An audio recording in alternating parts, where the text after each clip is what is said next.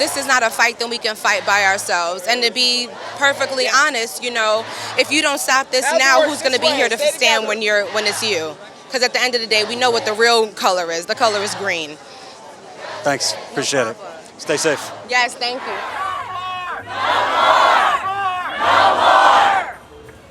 All right. People power. All power to the people. All power to the people. All power to the people. All power to the people. All power to the people. All power to the people. You have a right to resist. Do not let no one silence you. I see the crowd is growing. We look to be about 2,000 strong out here right now. Black lives matter. Black lives matter. Black lives matter. Black lives matter. Black lives matter. Black lives matter. You look at these cops who keep saying, "Oh, I had a reasonable fear of my life." You said that's bullshit. Oh, it's total bullshit. Or if I can, it's just so obviously not true. We can see with our own eyes that the hands are contained and behind the back. They don't have a weapon. They're like Laquan McDonald was walking away. You know, Eric Garner had 5 cops on top of him. Alton. You know, there's no way he could have posed any threat to those cops.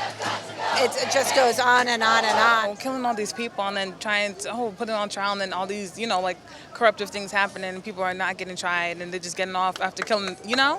Nothing. Like, I can't even speak. Like, there's just no words. There's nothing to explain why this happened. This just shouldn't be happening. There's no excuse for it.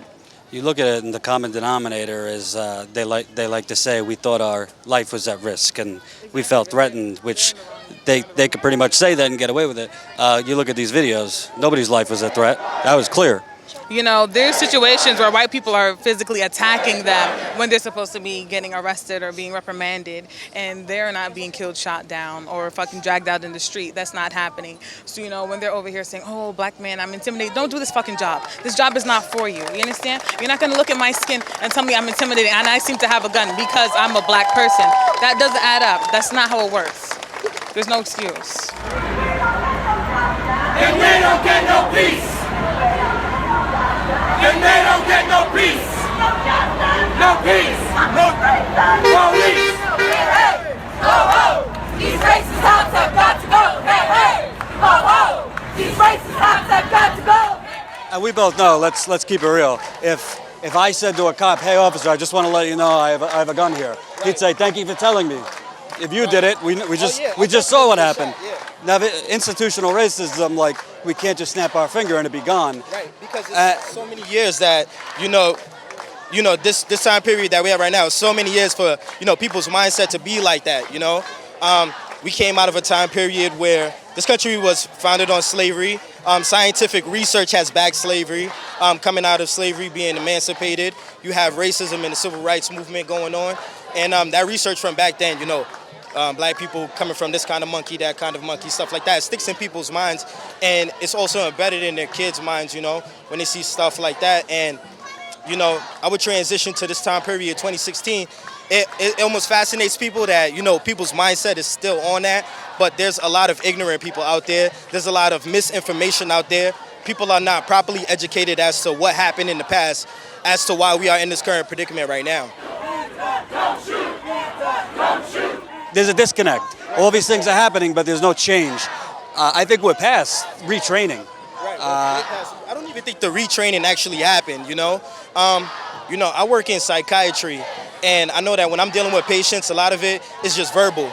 You know, our words could really diffuse the situation, but what we see in a lot of these videos is that people are using aggressive, you know, mannerisms and language to, you know, spark a feud with a lot of these victims. You know what's funny? I was just watching an interview by Connie Rice, and she interviewed 900 plus cops in LA and asked, you know, why do you present yourself as being the aggressor? And they said very simply that we fear black people. Why? Because we don't know them, especially black males. We don't know them. So I believe that most of these cops who are not of color, they do not really know, I guess, the humanity of black men or black people. And they kind of assume, based on what the media portrays of black people, violent, angry people, and then go on and solve the problem, if you will, by execution. In England, the police officers do not carry guns. So here in America, guns is the first thing. You have a taser, you have pepper spray, you have a mace, and you have a club. You got four utilities to, disarm somebody and make a lawful arrest, yet you reach for your gun. Every time when a cop is approached by a situation, the first thing they have is their gun, their hand on their hip, right by the gun. Why is that the first thing you reach for? Proper training. You have to, I believe certain psychological conditioning needs to happen so these cops can get over the fear of black people, can get over the fear of danger. Your job is very high intense. It's a high intensity kind of job. So why the first thing you reach for is a gun? So obviously, closer somebody comes, the more your gun is going to come out. So I think not only training, but these psychological conditions to where, okay, can you really put a cop through a stress test and see how well they perform? I believe these cops, I don't know much about cop training, but based on what we see, is very minimum psychological stress conditioning. What you see is kind of the same script. President Obama came out, gave a statement. I need to kind of back off as the law proceeds, but we mourn. Politicians saying kind of similar things, but it's almost like a deja vu kind of thing is set in. Do you see anything different happening in these two instances? We don't have a crystal ball, but what do you think is different now? I'll be very honest. This is my first protest on this topic that I've participated in. I normally do stand-up comedy, and I'm like my area for expressing my beliefs is the stage. But watching these videos, seeing the children suffer, seeing the emotion, I'm here now. That's what's different. And I bet I'm not the only one who's like, this is enough, My father was working. I was 9 years old. The cops pulled him over, came out of some van from somewhere, and for whatever reason, he matched whatever description they thought he matched, and they spread him eagle on the car, and my 9-year-old self is in the back seat. So they're spreading him, and I saw this level of anguish in his eye because he knew there's really not much I can do in this situation. I'm stuck between a rock and a hard place. And what's even more, emasculating for a man, to have his child to have to watch that, And it wasn't until somebody came around, was like, hey, what are you doing? Cut it out. In front of his job. It was in front of his job. This isn't a brother out carrying on, doing anything illegal, anything suspicious. It's going to work. They are murders. They are murders. And I married my husband 7 years ago, so I inherited black grandchildren and great-grandchildren. And, I was always a liberal hippie, but now I'm fearful.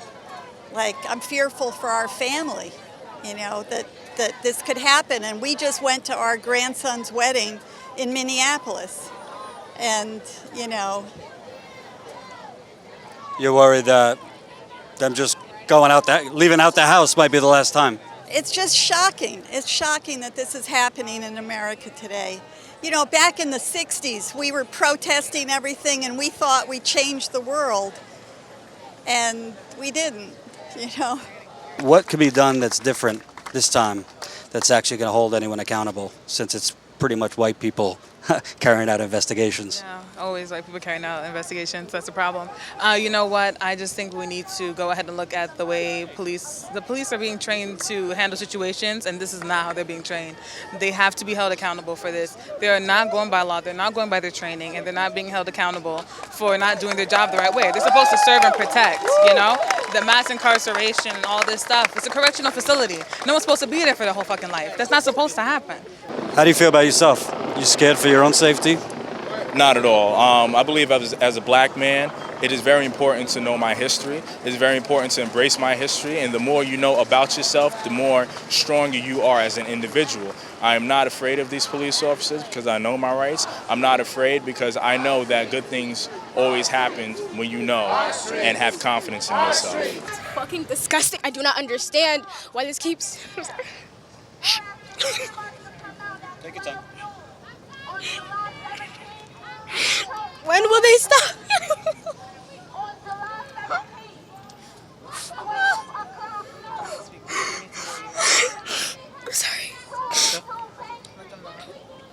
It's fucking disgusting, and I do not understand why it continues to happen, and nothing is.